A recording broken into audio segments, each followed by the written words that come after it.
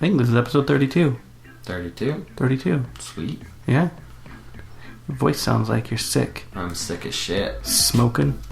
You started smoking this weekend? No, I just got the Vegas lung. The Vegas lung. Yeah. I always lose my voice when I go to Vegas. It's that Vegas lung. It is. There are people constantly smoking around you. But I don't think that's what it is. I think I just caught some bug. Just some bug? Yeah, I brought something back with me from Vegas, if you know what I mean. That's what happens when you hang around the body modification people all the time. Yeah. They're all sick. Of germs. More or less. Yeah. No. They're germy. It's so funny. Like, you go there and there's... The opening night was a pool party, and that extended out into the casino. And people were pretty much naked, running around the casino, heavily modified, to the point where you think someone's normally modified or extremely modified where you're from, times that by like 100. Yeah, they're the... I looked like probably one of the most conservative people there. And I'm at an inch, and I have my 7 beers, and I have tattoos, but that's conservative. That's conservative, yeah. Yeah. I'm like ultra conservative. Yeah. What? You don't have any piercings? Yeah, pretty much. Yeah. Yeah. So you just had naked, modded people running around. It was fun. You can't beat naked modded people running around. No. The banquet was even better. Yeah? Yeah, there was a fashion show, and that was super nudity. Sweet. Yeah. What do you have going on this week? Got the Tar Sands Resistance Camp out for the families. Ah, sweet. Yeah, we're going to go to that. That's June 21st to the 23rd down at Pierre Springs. Yeah, we're going to try to make it out at least one day. That's going to be fun. Yeah, it's going to be a lot of fun. Plus, that's the same location that we're holding the Witchside Rendezvous. Yeah. Coming up on Labor Day. Totally. So make sure to check that out also. Anything else going on? Probably. Yeah, probably. Check your local listings. All right. You can find more events at whichsidepodcast.com. Just click on events. There's events from other communities, and if you want to add your community, just contact us. Yeah, drop us a line. So this week we're finishing the episode with Ben, aka Honey LaBronx. In this episode, you get a lot more fun. It gets a little raunchy late at night when we're recording. Yeah, it's totally fun. Yeah, Excited. Yeah. I haven't listened to it for a little while, so I'm kind of excited to listen to it again. Just to be noted, it's our first guest to do something specific on air, and I think it'll probably be our only guest ever to do that on air. Yeah, I'm pretty much guaranteeing that's our only guest, unless that becomes a thing, which is fine. Whatever. Yeah, I mean, that's cool. That could be our thing.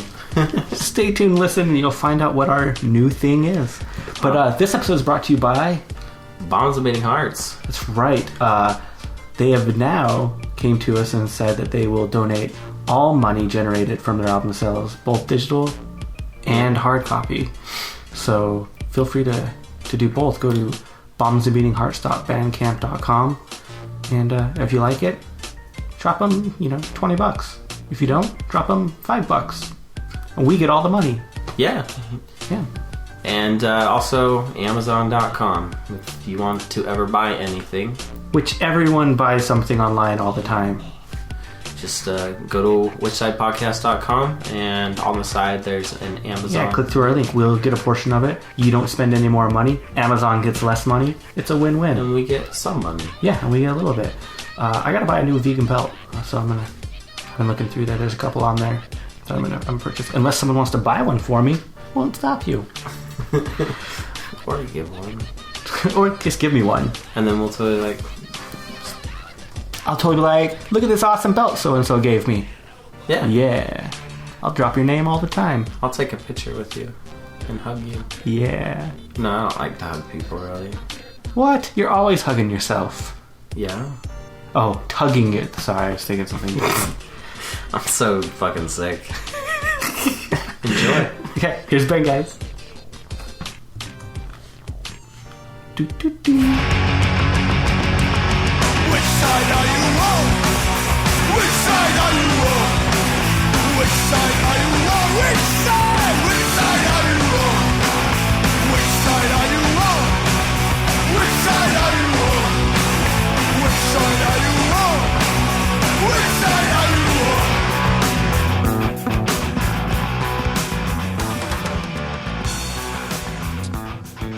one of the things that you brought up was the trans rights, and are you familiar with what's going on with Deep Green Resistance? Yeah, I wanted to ask with their about transphobia. Did you say Deep Green Resistance? What is that? They're actually an environmentalist organization. They were funded by Eric McVeigh, Lyra Keith, and Derek Jensen. Currently, Eric McVeigh has left, and it was over issues of transphobia. They claim to be radical feminists, and one of their theories is that in women's spaces, trans women shouldn't be allowed. Absolutely ridiculous. And here's the thing. First off, I'm one of the world's biggest fans of Roseanne, but I realized recently Roseanne is very transphobic, or at least comments that she made smacked of transphobia. Here's one thing. As a gay man, I don't get trans issues. I don't get trans people. I don't understand. I'm better off starting by saying that than I am assuming I get it, assuming I understand. Just because I'm gay doesn't mean I understand what it is to be transgender. And I think that's a mistake that a lot of gay people make. We think, oh yeah, it's part of the gay community. No, trans has nothing to do with gay. Your identity has nothing to do with sexual preference. And this has been my blind spot for 34 years on Earth. One of my good friends is transgender. Now that I work at Lucky Chang's, there's a lot of drag queens there, but there's also a lot of transgender people as well. And, I never knew. There is a big difference between the transgender male to female and female to male, other than the obvious, of course. I have a trans male friend, and I once introduced him. I'm like, oh, hey, Cody, here's my friend Melissa. Come and meet Melissa. And I noticed it was kind of like, oh, I kind of threw two cats together into a bag. I mean, there was no like warm, fuzzy, friendly, at least not on Cody's part, because from what I understand, the F to M trans community is not necessarily buddy with the M to F trans community. They are two separate communities. And, I would have thought, oh, you can't just throw them all in one bag. No, you can. These are two very different types of people. Mm-hmm. Much like gays and lesbians don't all automatically feel like they're part of the same community, And I never realized that trans people face such a higher rate of violence and murder toward their community. I never realized that there are so many rights that they are not afforded. Who knew that as a gay man, I have so many more rights than they do? And so, recently I tried to go. If someone knows what this argument was or who this person was and can extend this apology on my behalf, I would love that if they could, because I've tried to do it myself, and it seems that thread has gotten away from me. The word tranny is one that I would never dream of using to refer to a transgender person. However, as a drag queen, I am sorry, it's just a term drag queens use to describe themselves. I would never describe a trans person with the term tranny. But drag queens, I'm sorry, it's just a term we use, You should hang out in the dressing room at Lucky Chang's and hear how often we use the word tranny to refer to ourselves, to refer to tranny chasers, to refer to, oh, girl, you are a tranny mess, or you are serving up a hot tranny realness tonight. It's a term that we use. Just to clarify, that was an invitation, right? Yeah, and then I realized we're not allowed to have people in the dressing room, and people have broken that rule, and my God, it makes me uncomfortable. So buy a ticket or get out. But I recently posted a Facebook status saying, "Dear tranny chasers, don't be all weird." That was it. Now, if you're a drag queen, you understand what I mean. Tranny chaser is a thing. It is usually a heterosexual male who is drawn to either trans women or drag queens or just people who are gender queer. It's usually a straight male or a closeted gay male or someone who's on the down low or someone who for some reason has an issue with having sex with a man, unless of course that man is in a wig or more. Mm-hmm. They can be, I'm not judging people who that's what they're legitimately into, but for people who fetishize drag queens and fetishize transgender women, in other words, making them objects and not seeing the person behind them, they can be really weird, and they can get really weird in their approach. And it's not just they're being disrespectful; they also just get really weird about it. And if you're a drag queen on Facebook, you know what I mean. You'll get a message at 3 a.m. like, "Hey, what's up?" Oh. And once I just respond, I'm like, "Oh, hi, thank you so much." He's like, "Yeah, I tell my family about you all the time. I just tell them how beautiful you are." I'm like, Stop it. So I posted a Facebook status saying, "Dear tranny chasers, don't get all weird." And someone commented, they're like, tranny, in quotes, as if they're taking me to task. And I'm like, "Yeah, tranny. You got a problem with it? It's a term, tranny chaser." And here's what I learned from that. And I'm willing to admit, when I'm willing to admit that I'm wrong, I'm giving myself an opportunity to grow. And here's where I think I'm wrong in that term. I'm not wrong in using the term tranny chaser. I'm not wrong in saying, well, that's what they are. He's a tranny chaser. I'm not wrong in using that terminology with a fellow drag queen. I'm not wrong in using that terminology in the dressing room at Lucky Chang's or on stage in one of my shows. But when I'm trying to use that jargon, that inside joke, that terminology that's best reserved for our community, when I'm trying to turn that outward towards Facebook, what I have to admit, I have to concede that I was doing that knowing it would push people's buttons, knowing it would make people uncomfortable, but trying to throw my weight around and trying to force people to allow me to be offensive and to allow me to get away with it. And what I had to realize is, while the trans community and the drag community, first, they do have a lot of overlap in some areas, but they do not overlap. While we may differ on how that term is to be used, like, it's not my place to force that term outward into Facebook, which, let's face it, that's public space, you know? Much the same as I get really angry when I hear people using the N-word just indiscriminately, like as if using it to replace pronouns. And my roommate, he's like, I really have no interest in hearing a white person talking about his feelings regarding that word. And I'm, well, wait a minute. You know, I have my feelings on how that word makes me feel. He's like, no, you don't. It's not your issue. It's not your issue. It's our word. We use it how we use it. Your input on how we use that word is just not needed. And I wanted to argue my point about whether I feel the N-word should be allowed or not, and whether I think some people should or shouldn't get to use it. And I just realized, you know what, you're right. Maybe I just don't understand from his point of view how it's not my issue. And so in that same way, I'm willing to concede, you know, when I can and can't use a certain word. Those two arguments really may contradict each other, but it may... You know, I love being called out on my language, though. It's a huge way of educating people and how we express ourselves to the outer world. You know, one of my favorite things is that I will not allow people to use the term bitch around my daughter. Like, it's just so offensive in my mind, so misogynistic. And, you know, if I was never called out on that, you know, you just never know, you know, and we have to educate each other. Yeah. Well, yeah, even that's another word. I do not like using the word bitch.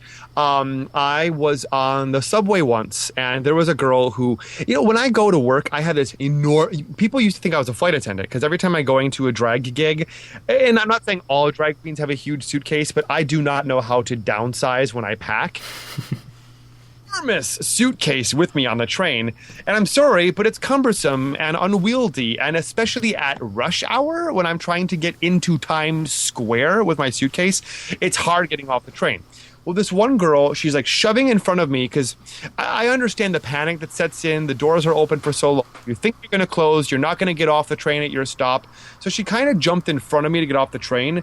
And now she's angry with me because as we're both shuffling to get off the train, this bag that I'm trying all I can to hold the suitcase up in front of me is, I guess, lightly, lovingly bumping her behind her. And she's like, "Stop hitting me with your bag." And I said, "Well, just keep moving." And then again, as we're getting off the train, it bumps her and she's like, "Stop." And she turns around. I don't know why women assume because they're women they just get to slap guys, or because they're female, they just get to hit men. I don't understand that. Is there a credit system you get to use up 3 credits? I don't get it. Now, of course, I'm not going to hit you back, but I mean, like, she turns around and like pushes a hand into my chest, and I'm shocked by how eerily calm I can remain in situations like this. I looked at her and was like, "That's assault. You've just assaulted someone."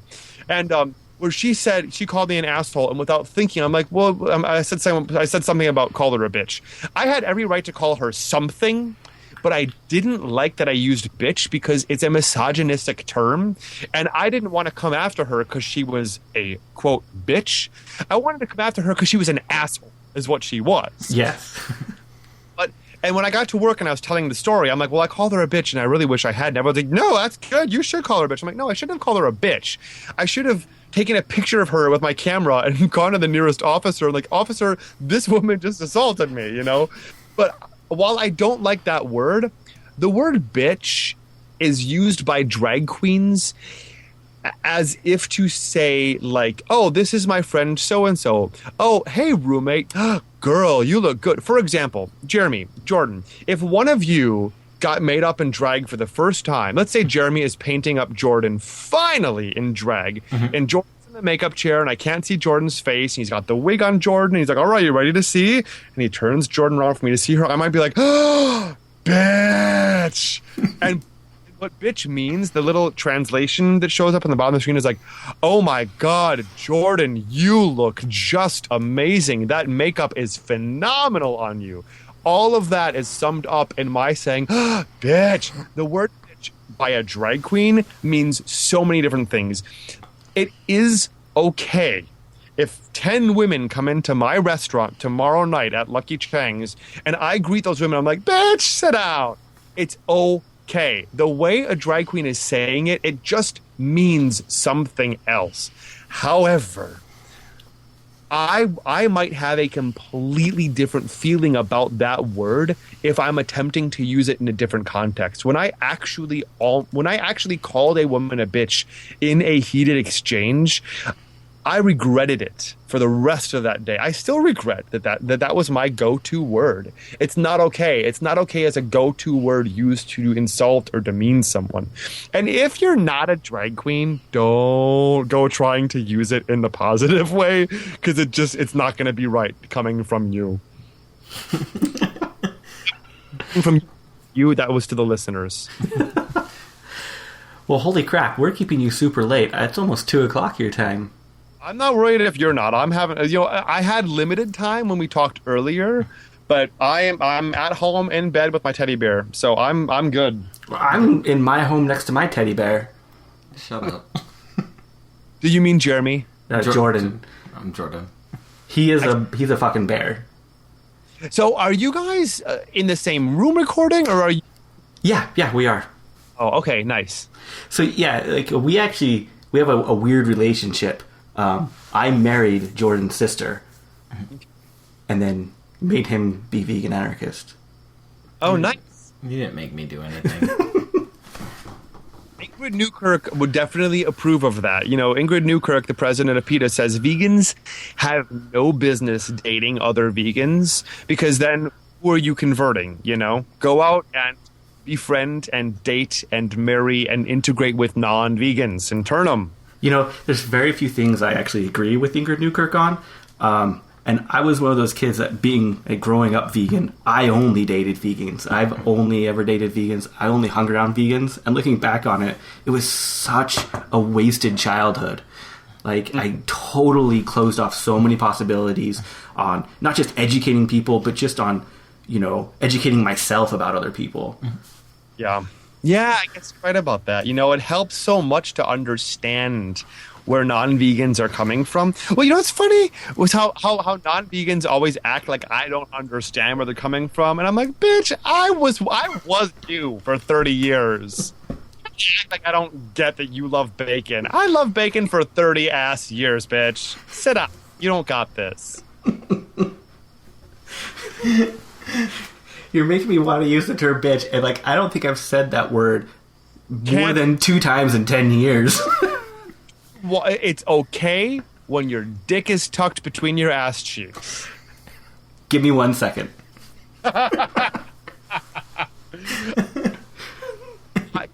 In the same, my roommate came home and told me, Ben, I'm black. It's okay for me to say the N-word. It's not okay for you to say it. Get over it. In that same way, I can understand why it's okay for a drag queen to use the term. It's just not really okay otherwise, And it's not because I'm a drag queen. It's sort of like there is a context in which I'm saying it. There's a point of view from which I'm saying it, and there's I don't know. It's not it's not a scientific thing. There's not certain particles exchanged in the saying of it it's not math.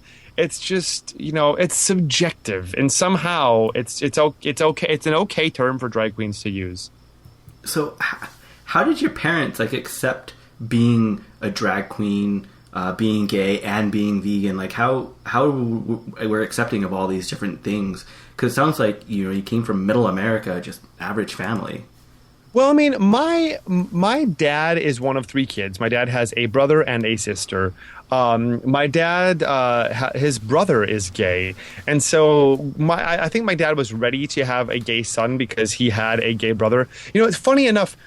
My dad and his siblings are the same birth order and I believe age difference of me and my brothers and sisters. I'm one of 5 kids, but only 3 of us are from my dad.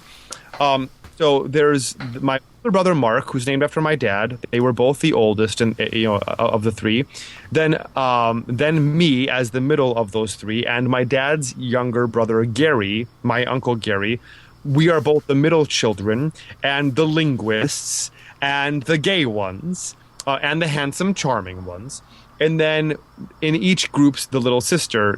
My sister Kristen, my dad's younger sister Stacy. So my dad basically gave birth to the same 3 kids that he was growing up, and we all take after those persons exactly. We're all kind of the same personalities. So I think I kind of was born to be gay. Everyone around me growing up just assumed I was going to grow up to be gay. So it wasn't a big shock for anyone. I think for my parents, I was getting ready to come out to them when I was about 14-ish.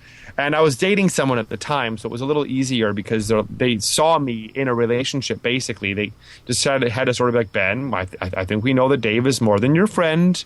I think we know that Dave is more than your camp counselor.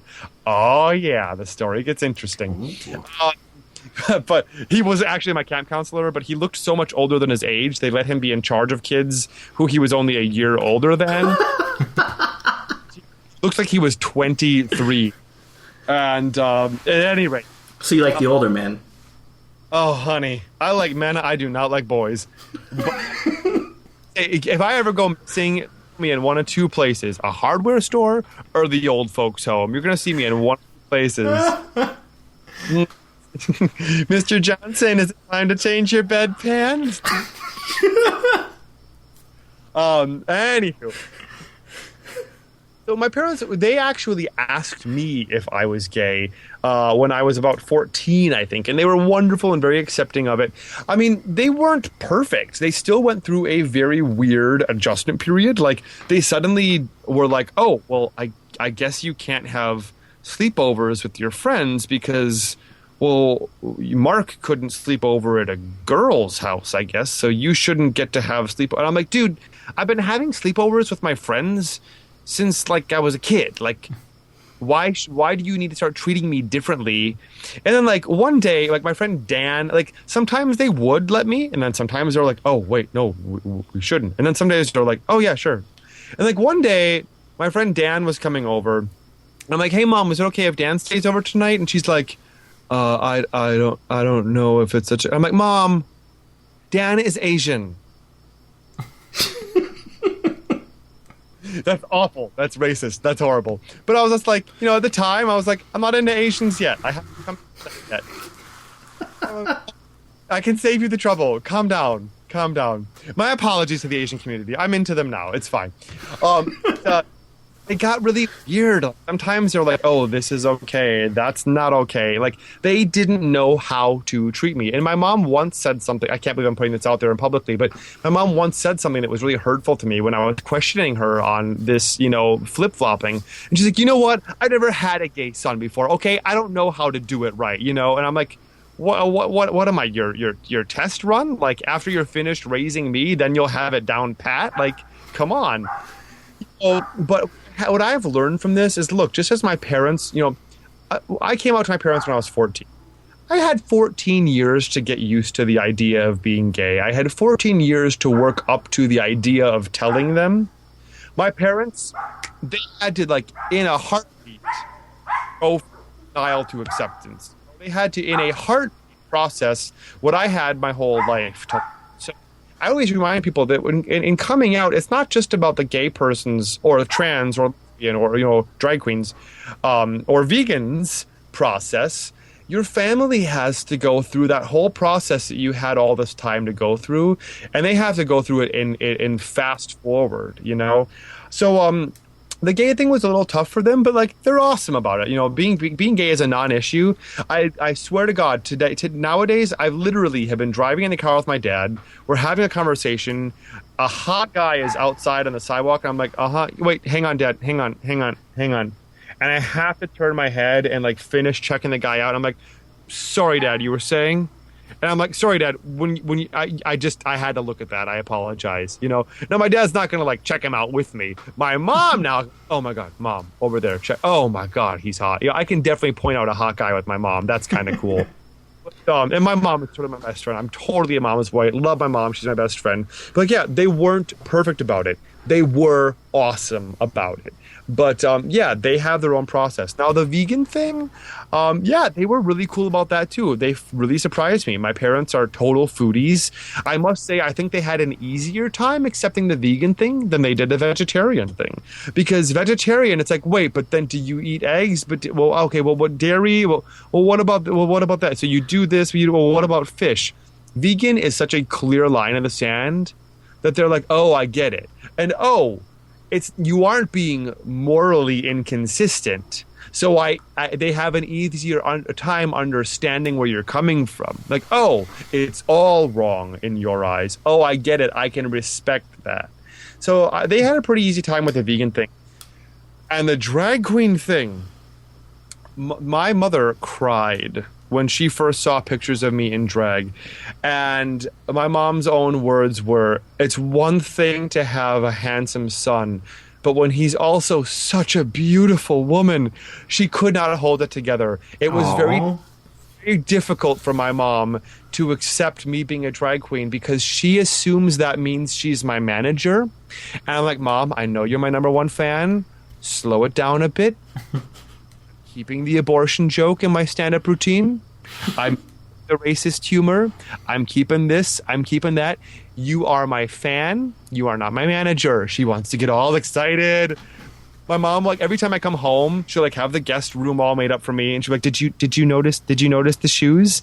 And then what she means is the hideous pair of, like, mesh toe nude sandals with a 1/2-inch heel on them.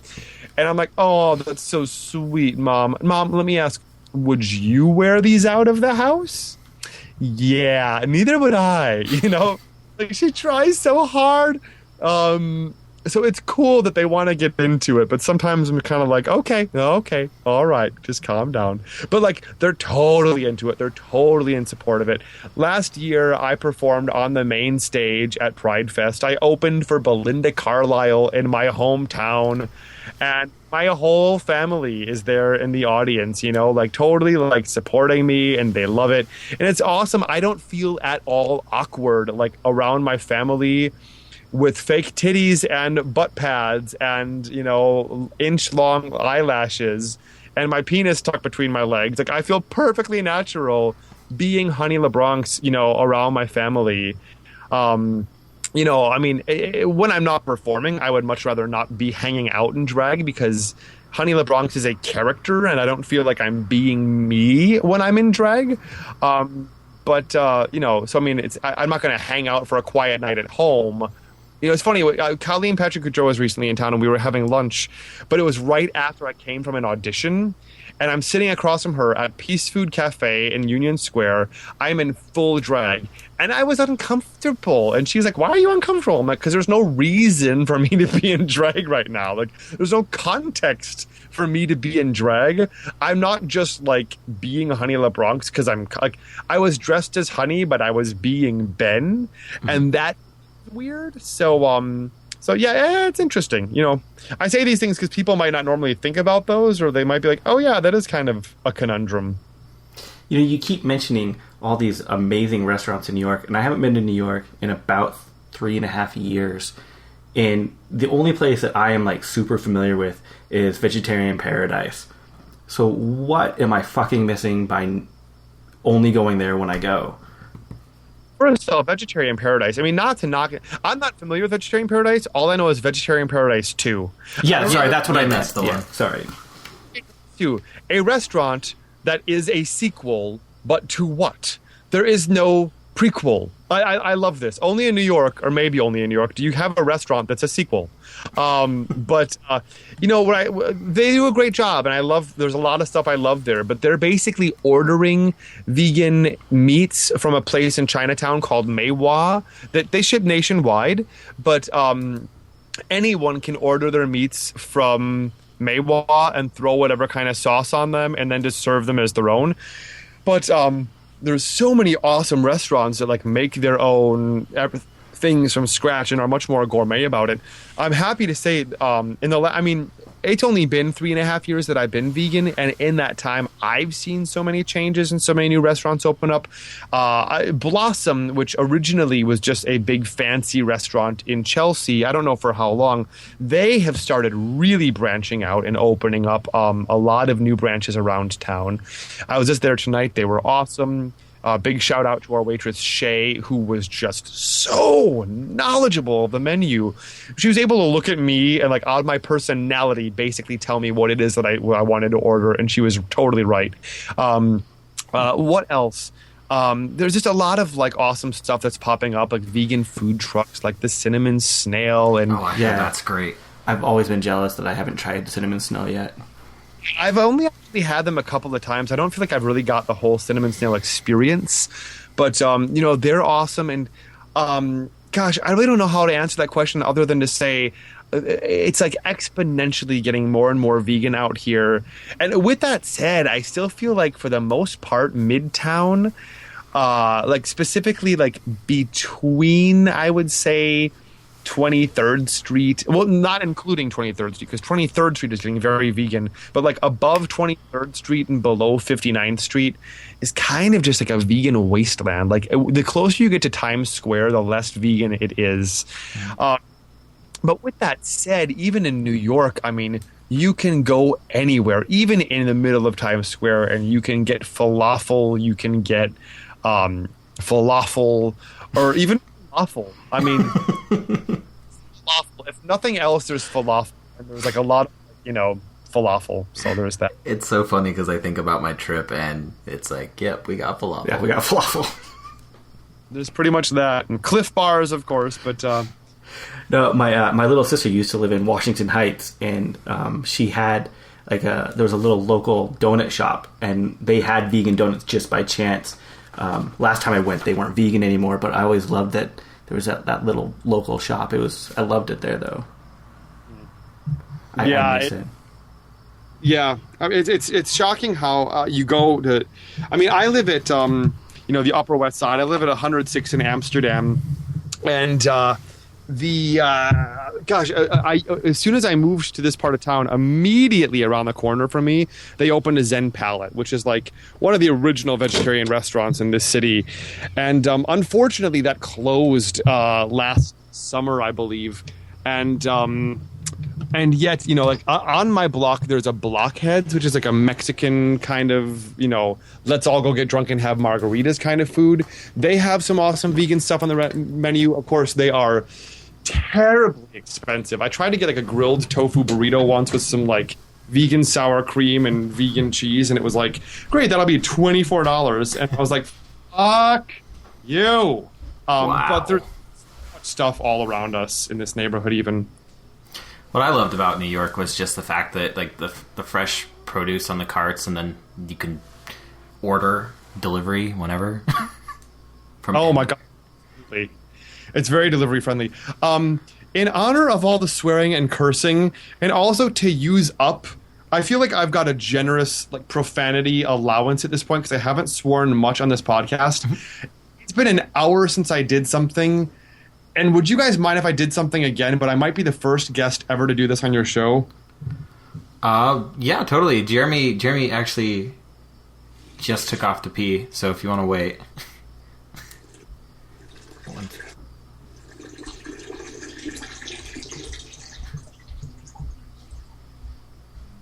Ah, there we go. That was great.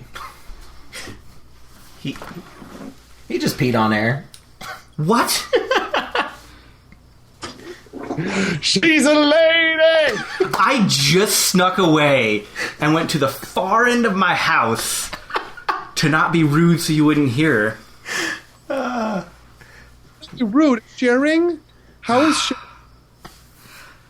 Yep. I leave it to your discretion to edit that out if you find that is just going to be completely offensive, but I found that quite liberating. I already said I don't edit. We put the explicit label on our Yeah, podcast. we are proud of having that explicit label on every episode. So I already put it out to people that I was doing this interview today, so it's too to not tell people till this. so yeah, this will be episode 31 for us, and everyone. I don't think we've even come close to not being explicit. Let's be honest. This is episode 31 and 32. Yeah, we'll probably post the whole thing. I love it. It should be a mini-series, though. I mean, because I'm kind of two guests for the price of... Well, you guys aren't paying me shit. So you got really two guests for the price of nothing. So we have to pay you to get Honey. Right now, we just got Ben, right? I'm not getting paid for this. I will make it fair. I will give you half of the profit we get from this podcast. Oh, done. Boom. Excellent. So what is half of... That means, What's half of nothing? what's half of the hosting fees that you're going to be owing? I'm not really good at math. So you owe us $20. Well, do you guys take Monopoly money? I do. Since last time I played it, I ripped it up. You know what? My wallet at all times. I'm kind of exaggerating because I know that there's not one in my wallet right now, but there usually is. Go to your Monopoly game and find the get out of jail free card and laminate it and keep it in your wallet. I bet some officers would find it the funny. numerous times I've been arrested, that has never occurred to me. Or no. You never know. Can I ask you guys a question? Yeah. Just to help the ignorance on my part, what is the anarchism about? You are anarchists. Tell me Yes. about that. Basically, like, for me, we have very different views on this, by the way, as most anarchists do. This is Jeremy, by the way. Basically, for me, I look at anarchism, and in my perfect ideal society, I think we should be self-governed. And so I step back on that, and I say, how can we then fight for living in the ideal? Not that we necessarily can achieve that right now. And so anarchism, to me, is about saying, what is our perfect world? And in my perfect world, there is no government, there is no classes, and there is no rulers telling people what they can and cannot do, because people will be self-governed in an appropriate way. And so I believe that we need to take a step back and then try to fight to get as close to that as possible in our daily actions. Mm-hmm. I've always said the revolution will be digital. Yeah. Yeah. No, I'm... So what about you, Jordan? What's anarchism for you? I mean, obviously very similar to what you said. I guess I'd consider myself like an anarcho-syndicalist with green tendencies. Obviously, veganism super important to me. Environmentalism super important to me. Human rights, total liberation super important to me. So that also plays a role into my anarchism. For me, it's I don't agree with hierarchical structures, and me putting yourself above an animal is also included in that. So, I mean, pretty much like very similar to what you said, but I think I also lean more green a lot of the time. Yeah. I feel like when I'm sure you guys are going to be nodding in agreement, but like anarchism gets such a bad rap because people just think about like shaggy-haired preteens drawing the letter A in a circle on their notebook in school while not paying attention, and when asked to elaborate on the issue, they're just like, anarchy, fuck yeah, and they don't means. And the difference between that and what you guys just said is, it sounds like you're like, oh no, I can tell you what anarchy means. Oh yeah, like the whole drawing the circle, like in the A, it's been a huge frustration with mine because it's once you go outside the lines. Well, yeah, because way most people see it when they picture it, it's a bastardization of what it actually is, because it's supposed to be a perfect circle with the A barely touching the edge of the circle, because it actually means anarchism is order, or anarchism is perfect order. And so when you see it drawn like all shittily and, the A, it makes automatically know they don't understand what the true tenets of anarchism is. Makes me feel like it's out of order. Yeah. So what they're really trying to promote is chaos as opposed to anarchy. And anarchism is just the opposite of chaos. Like, anarchism doesn't mean no rules, because there has to be societal rules. Like, the idea of not having a hierarchy is like, I can't punch you because that's me placing myself above you. So in a true anarchist society, is a true nonviolent society. That being said, that doesn't mean that you have to be completely nonviolent to achieve nonviolence. Because I'm not a pacifist. Like, I'm totally not. You're saying I should put the girl back on the train, huh? If you're you got to finish the job. That's the only thing. Well, I think that's very well put. One thing I've never understood, like when we're talking about, like, when George Bush stole the election and we're hearing about, boxes of ballots that turned up in some Floridian's backyard. First off, the shit that turns up in Floridians' backyards, but stuff that we hear about voter fraud, and people always use voter fraud as the reason for why we shouldn't have an internet-based voting system. And they're like, yeah, but imagine the potential for voting fraud. Okay, tangent here. I'm big on tangents. There's a new app for smartphones here in New York City called Halo. It's also used in Boston and Chicago and I think some other cities internationally. It's basically a GPS-based app where you can hail a cab. You have the phone. Your driver has a phone. You use the app to find each other. And today, while it was raining sideways, from Snice on 8th Avenue, I look up from my little vegan split pea soup, and boom, there's a cab waiting outside, like 10 feet away from the door. And I got to run across the sideways rain and hop into my cab. And the cab driver and I, every time I take a Halo, or every time I use Halo to hail a cab now, which is like brand new technology. I've been in New York over 12 and a half years. We've had this technology for weeks. And I already am like, how did we ever not have this? And all these cab drivers that use it, they're always like, oh, isn't it awesome? As soon as you get in the cab, you want to start talking about this awesome technology. Like, isn't it awesome? Isn't it awesome how it connects us to each other? I don't have to drive around like hoping I'll find someone who needs me. And the passenger doesn't have to hope to God that someone's going to find me on the street while it's pouring rain. Or while I'm outside my apartment in full drag, hoping a cab is going to come along, in my neighborhood where there's not as many cabs. And yet I've gotten in another cab, that I hailed with my arm, and I asked the cab driver what he thought about the Halo app. He's like, oh, I don't want that app. That app is no good, blah, blah, blah. You're just going to get a bunch of drunk people in their apartment who hail a cab, not thinking about it, then they forget that they hailed it, and then I'm waiting outside for blah, blah, blah. And I'm like, all too often, when there is a technological or a digital revolution, because of fear, people always want to be so quick to assume the worst in human nature. Oh no, if we had this piece of technology, imagine what man could do with that. Oh, well, we'd blow the world up. I feel more often than not, 90% of the time, when Prometheus gives fire to man, man does not burn the house down. Man illuminates his world. And it sounds to me like, this sort of idea of anarchy is like, no, there is a way. There is a way that's green. There is a way that's fair and equitable. There's a way that can be, used and embraced by all mankind. Yeah, I mean, to be a real anarchist, you have to really see the good in everyone, because if you believe that everyone, isn't inherently good, then you can't live in this society that you think, that is so ideal and so perfect, and, that could never be achievable without people being inherently good. And that's why we come from the position that hierarchy is what creates that, or, class is what creates that more specifically, or if you want to get really into it, property is what creates that.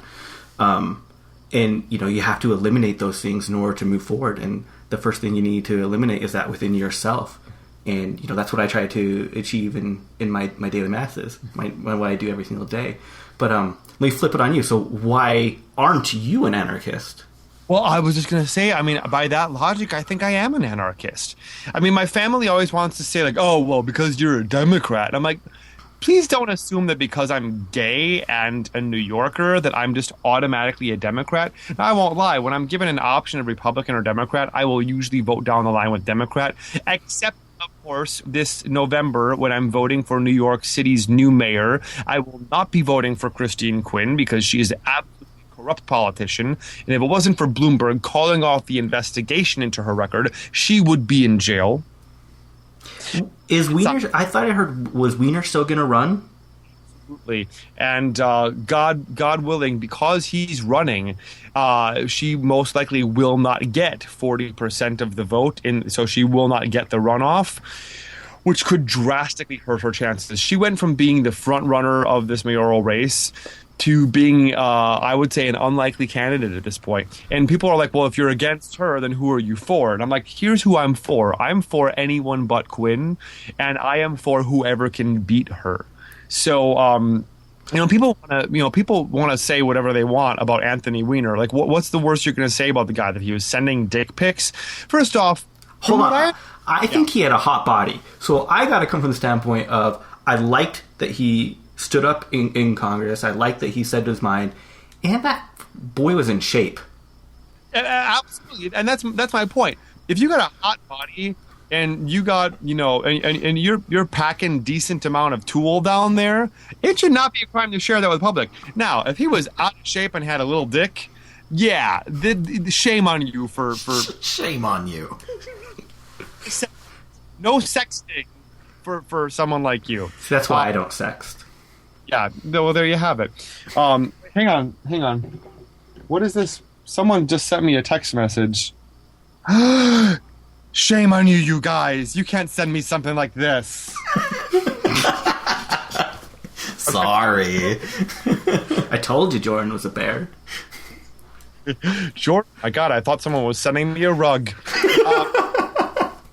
No, it's how people come after him because of that. But Christine Quinn, stealing, millions and millions, and I don't mean the singles of millions. I mean the tens or even hundreds of millions of dollars of taxpayer money, and allocating it to fake charities so that you can dole out millions in return for political favors.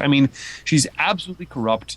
And so at any rate, with the exception of her, I generally vote Democrat if I'm given an option of Democrat or Republican.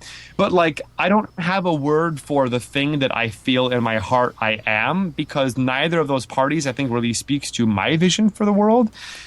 And, if an anarchy, I don't know if this is anarchism or if this is more communism, or which, even saying communism sounds like a bad word to me just because of the bad rap it's gotten. Mm-hmm.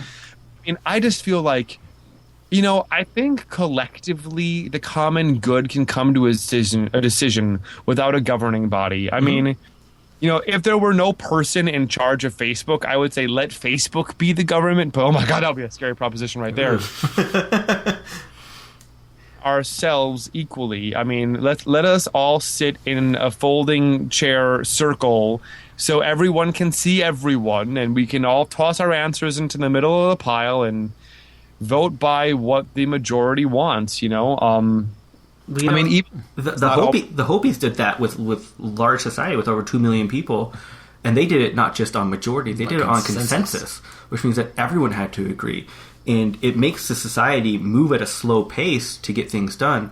But people would argue that that slower pace is at the benefit of people because you're not trampling on other people to achieve your goals.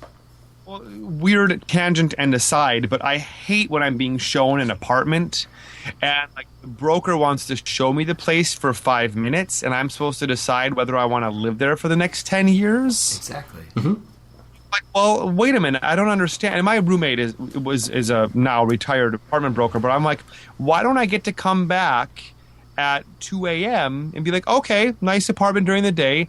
Let's see how much I like sitting here in the peace and quiet when it's 2 a.m. How loud does it get? How noisy are the neighbors? How good is the sound insulation? Do I hear gunshots outside? If so, how many? You know, and if so, which side is firing? It's so, you know, in our culture, decisions you're going to have to live with for your whole life are so rushed. I went to the doctor the other day, and I was like, first off, they had to reschedule my appointment till 2 weeks later because he fell off his bike and had an accident. You know, God bless the guy. I'm sorry that happened. But now my care is being delayed 2 weeks, and I have a list of questions on my phone, and I'm trying to let him get through what he needs to do while I'm trying to make time for all the questions that I seriously need to ask this guy. And he's halfway out the door, and I'm feeling like I'm feeling like I'm keeping the guy from something more important. You know, I mean, so much of our society goes at such a quick pace and is so rushed that, yeah, I like that idea. It will make you move at a slower pace, but it will also be a deeper pace. Mm-hmm. And you know, just the idea that you're talking about, you like when you're challenged on your language, you know, yeah, the fact that that my language might be called into question forces me to stop and think. And what's so harmful about that? No, totally. And speaking about language again, I learned the origin of the term jimmies today for the sprinkles, which I never knew before.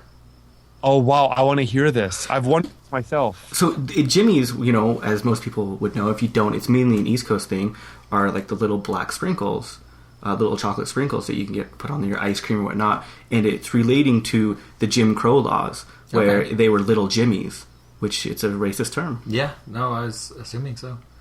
I was just going to say, why you got to be black? So, yeah, I never knew that until today. I learned that today.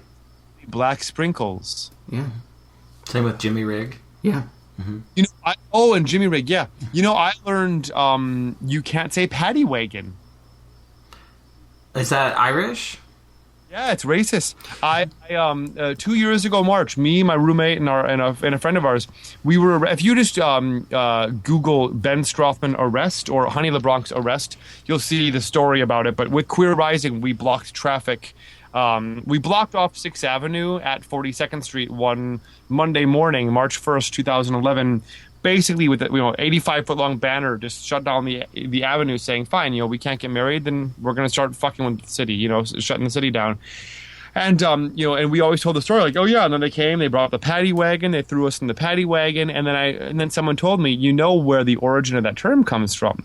You know, the wagon that they'd go driving around town, picking up all the drunk Irishmen and throwing them into the back of the paddy wagon. Mm-hmm. And I'm like, but wait, what do we call it if we don't call it a paddy wagon? How about a police wagon? Yeah. How about I gotta tell you, my most scary experience being arrested actually happened in New York. It was an HLS protest, 2001. And we were shutting down every single Bank of New York branch, and at the same time they were raiding the Bank of New York's main building in downtown Manhattan. And what was that? I said, what? Yeah, it was a huge protest against Huntington Life Sciences back in the day before the Shack 7 case happened. And when we got arrested, I was with Andy, one of the Shack kids, and he was telling me one of the stories that he was arrested a little earlier and how he had just gotten the shit beat out of him in this New York City jail, basically because he was wearing a necklace that had rainbows on it. And they kept calling him, you know, are you a fag? Are you a fag? And he just like, why? Do you want to fuck me? That type of thing. And so they beat the shit out of him. So he just told me the story the day before, and so we get arrested, and the same situation happened with me, where I got pulled away into the police headquarters where they were detaining and questioning everyone. They handcuffed both my feet to the chair and then handcuffed my hands behind my back. And it was the same situation with him, and I'm just like, oh fuck, I'm gonna get my ass beat now. But luckily, they asked questions, said no comment about 20 times. They yelled in my face, and then they released me. Oh my god. Yeah. Very when I was arrested in drag. I mean, they were like asking if they could take pictures with us. I mean, it was comical. Yeah, I feel bad for Andy. He actually was one of the police officers broke his finger on Andy's face, and they charged Andy with assaulting a police officer because of it. I got nothing. That's fucking crazy. Sorry, my face broke your finger. Yeah, no, isn't that just ridiculous? But yeah, there's some crazy stuff that happens, like in prison. Definitely. I don't. What I'm having a real hard time with here is just the idea that, like, you and your friend, you were taken into jail. Your friend was thrown into a cell with other guys who then attacked him, and this wasn't stopped. And he was allowed to be put in a situation where he would be in harm's way. I mean, if some governing body is going to take me off the street and out of my own liberty, then they are putting themselves in the position of becoming my caretaker. And if they're going to take less than stellar care of me while I'm in their custody, then get your fucking hands off me and release me. I mean, that just makes no sense to me that I'm getting attacked in prison or attacked in jail, and no one has to protect me from that. I hope your friend sued them, or at least was able to sue them. I mean, I wonder if he even has that right. He just got fucked over more. Yeah, I mean, it's crazy. What's even worse is, like, when it's happening by the police themselves. I mean, I was arrested one time in San Francisco, and on the bus of the activists was punched in the back of the head with lead-filled gloves while I'm handcuffed, literally doing nothing, and split the back of my head open. Lead-filled gloves? Yeah, by an Officer Lee in San Francisco at a Neiman Marcus protest. His badge number was 2214. I did file a complaint. Nothing happened of it, but... Most of the times where I saw any violence and anything like that, either the officer on duty would lock themselves in the room to avoid being a part of it because they didn't want to get hurt, or they would just look the other way because they don't want to get involved with it. They might do something after the fact, like... Well, and what a lot of people don't realize is that most prisons are not operated by the government nowadays. They're sourced out to private companies. And so you're not dealing with just a government body anymore. You're dealing with a private entity, which is basically just glorified security guards. Yeah. Yeah, it's crazy. Yeah. Wow. Got me on a downer now. Crickets in the background, and it's just so romantic sounding. It sounds like there is nature like 10 feet from you guys. There actually is. I keep my windows open since I don't use air conditioning. I'm 2 feet from an air conditioner, but I have it off as a courtesy for the sound quality here. I appreciate that. Yeah, I think my house is like 80 degrees right now. It's pretty hot. Yeah. For audio quality, I swear, it's one thing I'm so proud of my podcast is that I am a stickler about audio quality. I'm ashamed that I'm not using my pop filter right now, but my friend who was letting me borrow his pop mic stand had to repo it to go and continue his own podcast. So I'm not one of them, but what kind of mic are you using? We're looking at trying to upgrade ours because we are not very good on our sound quality. I'm using a Yeti Blue. It was about $99. I'm really pleased with the audio quality. Someone who works professionally in voiceovers was telling me that, all I needed was what's called the snowball mic, and I think that most people just get the snowball mic because that's the one that I guess has all the best PR and people saying, oh, it's the Snowball, blah, blah, blah. That's all you need. That's what we're using. Yeah, we're using the Snowball because we use it for the general audio, but we want to get individual mics. Oh, yeah. Well, when I went to B&H to ask about getting the Snowball, the girl asked, no, this girl, I hope that she has someone in her, a boyfriend or a partner or someone who loves her, because she knows so much about audio that I don't think she'll ever find love if she doesn't already. She knows so much about audio that, and this is a sexist comment, for a man or a woman, it's quite frankly unsexy how knowledgeable she is about audio. That said, and she's so unsexy about it that it's almost sexy. So she is like, the Snowball is good. Here's the thing. It's really good on the high end and the mid range. Not really good with bass. So it's going to, for certain people who have like a lower, deeper man's voice, that's fine. But with like a woman, for example, it's going to give them sort of the Fran Drescher kind of sound where it's all up here. It's all tinny and treble and high pitched sound, but not enough of the lower round sounds in the voice. And I have a sits a little lower down here, and I want, she's like, well, you could use a Snowball, but then just remember to go into your sound settings and punch up the bass. And I'm like, I don't want to have to change a setting to compensate for my mic. I just want a mic that'll do it all. She said, well, then you want the Yeti Blue. It's sort of the entry level of the Yeti microphones. They have versions of this microphone that are like $300. Like the Yeti Professional. But if you guys are looking to get individual mics, I would say each of you get a Yeti Blue, $99 each. Or you don't even need to get two of them. I mean, honestly, now you want to get individual mics. Would you be in different rooms or would you still be sitting side by side? No, we'll be side by side. We're actually trying to get a 3 setup for the people we have in studio. And so we've been looking at some of the professional mics and how to get that setup done. I was always curious what people are using. I've been leaning really towards the Samsungs, the CO3Us. Mm-hmm. So I can't really speak to audio. I'm not an expert on it, but I do know that with the Yeti Blue, there's 4 different settings on it, so it's kind of 4 mics in one. It is the carotid. Carotid, is that the right even term? Cardioid. Carotid is an artery. The cardioid, whatever, where basically it only hears you if you're right on top of the microphone. Mm-hmm. That's like the all around, where it basically gets all sounds from the room. Then there's the stereo, which is just side by side, and then there's the bilateral, where it gets the person sitting in front of the mic and the person across the table from them. So if the two of you are just doing it sitting side by side, one Yeti Blue microphone placed right in between you guys, equidistant from you both, would do perfectly on the stereo setting. If you guys are recording an interview with someone, put it in the center of the table. Make sure no one touches the table when they talk. Make sure your interview subject is not emphatically stabbed. You can hear what I'm saying, right? Loud in your ear. I'm sorry for that.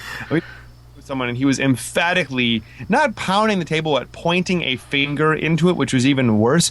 I'm sitting on my bed, which is memory foam, and the microphone is on its own surface, so I don't think anything I'm doing transfers. But I luckily, the michaelherron.com, he's an audio guru. He told me about a free application, not app for the phone, but an application for the computer called Levelator. Are you familiar with it? Mm-hmm. I ran that interview through Levelator, and all these kind of sounds, boom, got rid of them. And also, I had it set to the wrong setting. While he was across the table from us, and I should have had it set to the bilateral setting, I had it set to stereo. So it's basically picking up me and Laura, who are side by side, and disregarding anything on the other side of the table. So we sound great, and he sounds like he's 40 feet across the room with a pillow over his head. And Levelator brought him up, pulled us down, and eliminated the sounds of him stabbing the table. Maybe I'm getting too technical here, but what audio program are you guys using to record? To record, here's what we do. We have a Skype conversation with each other. And instead of recording the Skype conversation, we use Audio Hijack Pro. Each have that installed on our computer, and we each hijack directly from the audio input source, which is each of our Yeti Blue microphone. So we each record our own audio track, and then she just sends it to me in the Dropbox when she's done, and then I bring both of those tracks into GarageBand so that each of us is on a different track. So while I'm talking and she decides, oh, I'm going to type and look something up, I can cut her mic for that time and basically take out the typing sound. Jesus Christ. Both eating while we were doing the pod, and we're both, you don't hear her on my mic because we're 3,000 miles away from each other. So while I was like crunching on something and chewing and eating and reaching into a cellophane bag while she's talking, I can just take that out in the post editing. One thing I have to be careful of is that I don't have my mic, and I realize I'm doing it a bit in this conversation.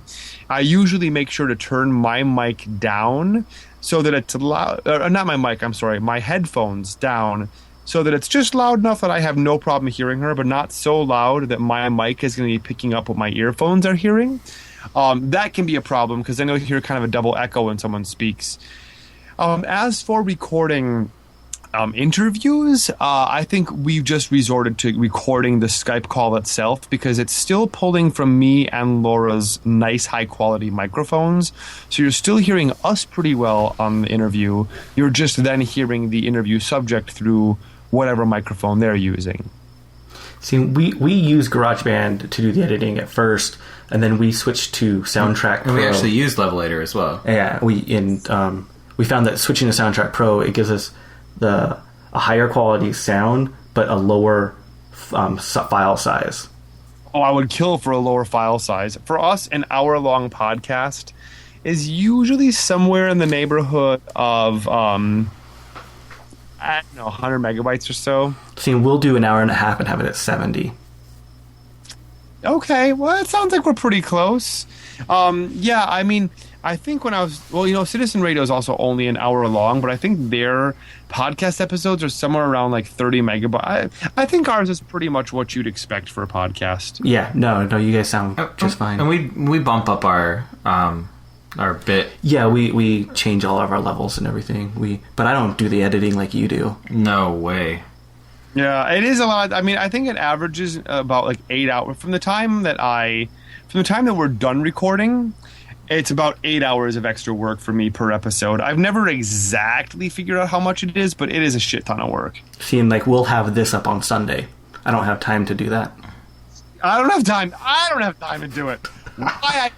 Heaven knows. But I've been doing it for 23 episodes already, so if I stop now, I feel like the world's gonna freak out about it. You want to know what else I don't have time for? I still have to make a pie tonight for a vegan pie eating contest tomorrow. Jesus. And I just realized I still support. About 40 minutes of podcast episode to edit, and it's 2:38 in the morning. And I feel like I've taken you guys now... It's more a fact than a feeling. I've taken you guys well over the 2-hour mark at this point. Yeah. That's fine. But and I've now taken you guys into midnight, so happy tomorrow. Oh, well, thank you. Well, I've had an awesome time, and... Super fun. Yeah, it's just been awesome. So thank you so much for sitting down and just hanging out with us. I will tell you guys, you are now the second people in history, the second audience in history privy to a public Honey LaBronx urination. We're the second? I attempted this weird performance art piece. I can't believe I'm saying this. I attempted this weird performance art piece once where I was attempting to make a blueberry banana smoothie with an actual blender live on stage that I pulled out of my purse. And then I pull out a big bottle of apple juice, but I go to pour it in and it's empty. So I shrug my shoulders like, oh, well. And I pull it out. It was not tucked. And I'm about to pee into the bottle of apple juice, but I couldn't pee on stage. I'm not pee shy, but I had peed too soon before going out on stage that like I was empty. So you know how like if you've ever been on stage as an actor, if you forget a line for 5 seconds, that 5 seconds on stage feels like it feels like a good minute. Mm-hmm. Having your dick in an empty bottle of apple juice on stage trying to pee and you can't, when that moment actually lasts 4 whole minutes, It's one of the most mortifying experiences of your life. Oh, God. With a room full of people you know staring at you. Oh, come on. It's awkward. Oh, that big room seems to feel so tiny for just a moment. And because it failed and I can't accept that failure, one of these days people won't know when, they won't know where. I'm going to reattempt that number. You better post it. Yeah. I won't. I will tell you I won't. And you know how I can promise you I won't? Because I have a worse number than that. I can't even believe I'm publicly talking about it. That I did was the follow-up. It was the All-Stars pageant. For a previous pageant I had won, where all winners that past year of this particular monthly pageant were invited back to see who was going to win the All-Star, and I knew I would have won it. I had been able to urinate on stage, I would have won the pageant, but because I couldn't pee, I lost. But the number that I previously won the pageant for is still talked about today, all around New York City. My drag persona is pretty clean. It's pretty Doris Day meets Peggy Bundy. But there are people who are like, oh, Honey LaBronx? Oh, that bitch is fucking crazy. Like, respect. Because one thing that I did once upon a time, I'm not going to talk about it on your podcast. I'm sorry. But because I've talked this much about it... Oh, don't worry. I'll edit it out. No, that's fine. I won't say what I did, but I will send each of you. It is an unlisted YouTube video. You cannot find it unless you are provided with the link to it. So long as I have living family members, I will never post this public thing or talk about it in public. But so long as you guys are discreet, I will share it with you. But this is not going in the show notes. This is not going on your website. You are not forwarding it to anyone. But I will send each of you a link to this particular performance. The only thing I can guarantee you is that the only person I would ever show it to is my partner. Right. All right, done. I'm happy to. I am looking forward to it. I'm pretty good with trickling out somewhat to the masses. I'm comfortable-ish with that, but there will come a day where I'll be like, why did I ever put that out there? I'm excited. Well, I will feel privileged when I get to see this. Seriously. So, but I'm working on it. Make sure I have both of your emails, and I will send it to you. Definitely. Well, that said, I think I am off to go eat a little bit more Beyond Meat. Well, I gotta go make an alcoholic pie. An alcoholic pie? It has creme de menthe and creme de coco in it. Jesus. It's a vegan grasshopper pie. Vegan grasshopper pie. Oh, wow, that sounds really good. For a prisoner support benefit for Marie Mason. Oh, nice. Oh, wonderful that you're doing that. Yeah, that I'm going to make a delicious pie that she can't eat. Yeah. So I would actually avoid this pie personally, but it's still the cream and cocoa and mint sounds really good. Yeah, it's going to be fantastic. So, anyways, well, seriously, thank you so much for doing this. Absolutely. Thanks for putting up with me for this long.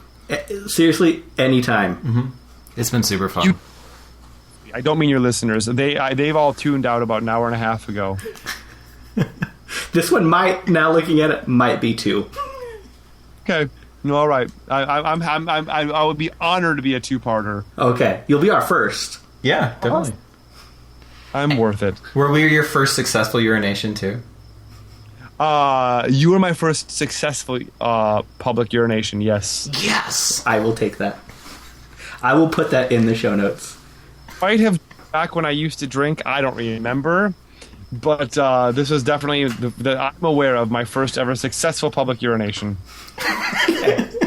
Well, enjoy your Beyond Meat tonight. Thank you. Don't tell me what to do.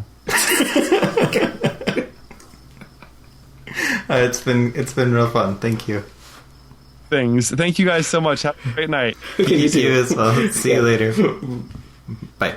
Due to financial situations, which side podcast has well, sort is sold out and needs your money. If you are going to purchase anything online, please click through the Amazon Hypertext Transfer Protocol code on our worldwide webpage, whichsidepodcast.com.